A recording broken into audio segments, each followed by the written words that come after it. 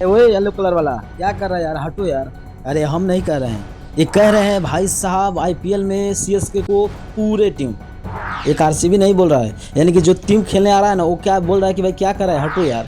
यानी कि कल का मैच में मैं आपको क्या ही बताऊँ, आप सबने देखा होगा कि भाई साहब जैसे तैसे करके 209 रन बना है। यानी कि 207 रन 209 रन जो बना है ना, वो जैसे तैसे करके नए लड़के बनाए हैं।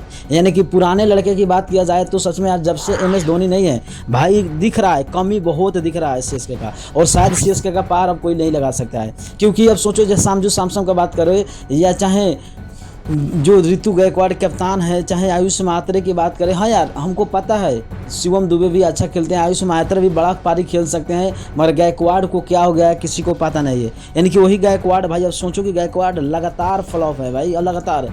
किन यार, कप्तानी का प्रेशर है या ओपनिंग का प्रेशर है, कौन चीज़ का प्रेशर है पता नहीं चल रहा है।